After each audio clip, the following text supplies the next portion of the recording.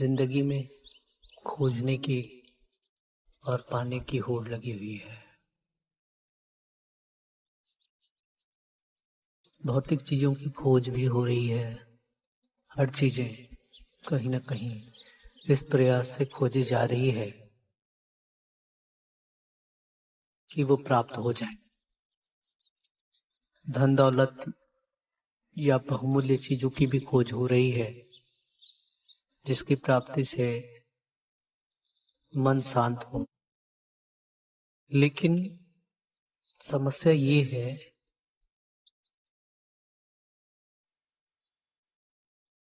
कि मन शांत तभी हो सकता है जब इसमें परमात्मा का वास हो जाए। कबीर जी ने बहुत ही अच्छी पंक्तियां कही है। वस्तु कहीं ढूंढत कहीं किस विदिगावे हाथ, कहे कबीर तब पाइए जब भेदी लीजिए साथ। कि वस्तु कहीं है और खोजता कहीं है, तो किस विधि वो वस्तु हाथ में आ जाएगी। कह कबीर तब पाइए जब भेदी लीजिए साथ। हाँ, वस्तु कहाँ है इसका जानकार अगर मिल जाए तो वस्तु की जानकारी स्वतः ही प्राप्त हो जाती है। एक इंसान नदी के किनारे हार की प्रतिबिंब देखकर बार बार पानी में कूदता है और फिर पानी में बिलोता है कि उसे वो हार मिल जाए, लेकिन वो हार उसे मिल नहीं रही थी। पास ही खड़ा एक महात्मा उसे देख रहे थे। फिर उन्होंने कहा कि क्या खोज रहे हो।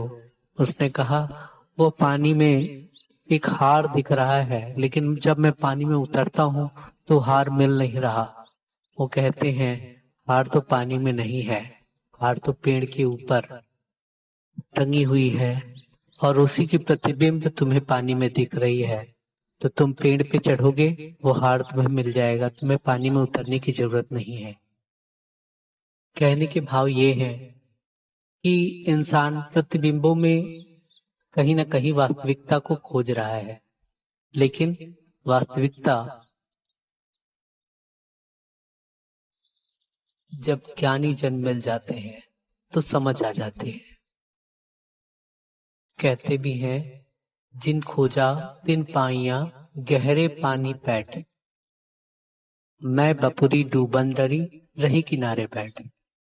जो खोजते हैं वही पा जाते हैं, और गहराई में जब जाते हैं तभी उसकी प्राप्ति हो सकती है। लेकिन हमारे जैसे कमजोर हृदय के इंसान डूबने से डरता है, इसलिए वो किनारे ही बैठता रहता है।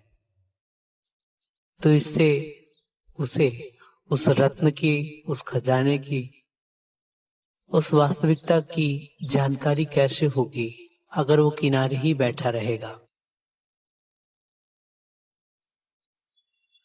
बिहारी जी ने भी कहा है या अनुषंगी चित्त की गति समुझे नहीं कोई, ज्यों ज्यों डूबे श्याम रंग त्यों त्यों उज्जवल होए। जैसे जैसे नील में कपड़ा डुबोते हैं वो उतना ही उज्जवल होता है, उतना ही साफ होता है। ठीक इस तरह से भक्ति अपने आप में सभी सुखों की खान है, लेकिन बिना पहचान के भक्ति, बिना ज्ञान के भक्ति अपने आप में ठोकर खाने जैसा है। कहते भी हैं अल्लाह बोलिए चाहे राम बोलिए, पहले पहचान के फिर नाम बोलिए। कि पहले पहचान हो जाए, उसके बाद उसकी भक्ति करें तो भक्ति की सार्थकता भी है। रोशनी के पुकारने से प्रकाश नहीं होता, रोशनी के लिए तो दिए का होना जरूरी है। हमेशा से कहा भी गया है युगों युगों से ज्ञान की डोरी रही गुरु के हाथों में। तमाम धर्म ग्रंथ भी यही समझाते रहे कि जब भी ज्ञान की कमी हुई, भक्ति की कमी हुई, लोगों में त्राहिमाम मचा, तब परमात्मा का अवतार हुआ। पवित्र गीता में भी कहा गया है यदा यदा ही धर्मस्य ग्लानिर्भवति भारत अभ्युत्थानम अधर्मस्य तदात्मानं सृजाम्यहम् पवित्राणाय साधूनां विनाशाय ततस्कृतां धर्म संस्थापनार्थाय संभवामि युगे युगे। पवित्र रामायण भी इसी बात का बखान करते हुए कह रही है, जब जब हो ही धर्म की हानि, बाढ़ई असुर अधम अभिमानी, तब तब राम मनुज तन धरहि, भक्त हेतु लीला बहु करहि। परमात्मा हमेशा भक्तों के कल्याण के लिए ही अवतरित होते हैं और भगत ही परमात्मा के सबसे प्यारे हैं। परमात्मा ने सारी सृष्टि बनाई, लेकिन इंसान को ही ब्रह्म ज्ञान प्राप्त होगा। इंसान ही विवेकी है। बड़े भाग मानुष तन पावा, सुर दुर्लभ सद ग्रंथ न गावा। देवता भी जिस योनि के तरसते हैं, वो मानव योनि में ही ईश्वर की अनुभूति हो सकती है। ये बात शास्त्रों में हमें समझाया जाता है और ये भी कहते हैं कि उष्ठित जागृत, उठिए जागिए। परमात्मा के लिए ये बात भी कहा गया है, सब मम प्रिय सब मम उपजाए, सबसे अधिक मनुज मोहे भाए।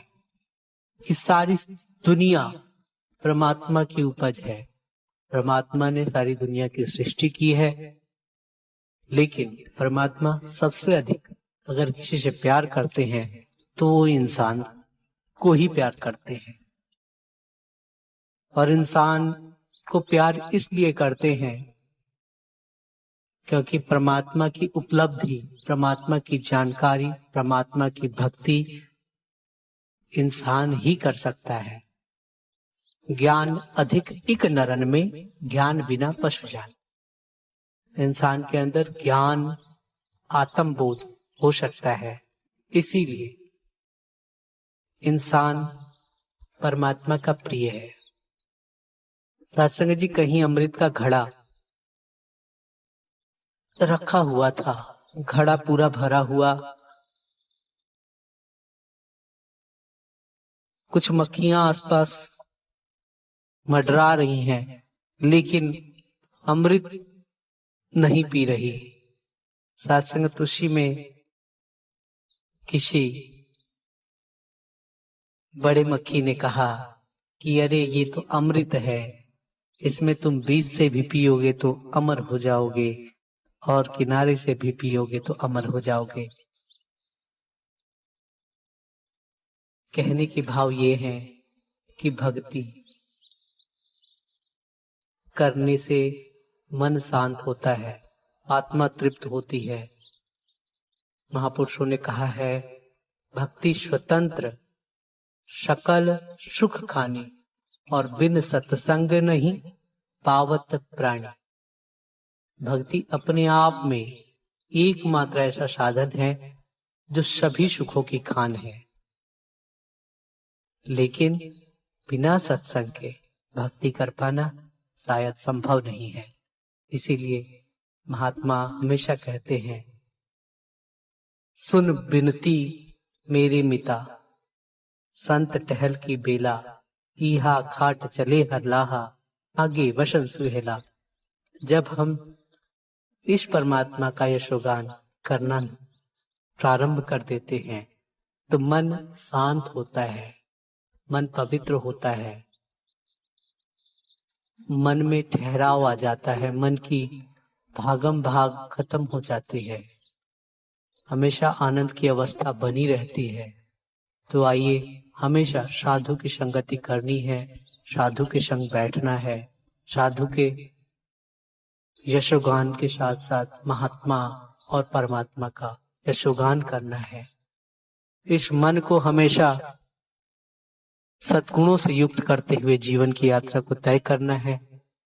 अरदास है, हे परमात्मा अपने चरणों से जोड़ के रखिए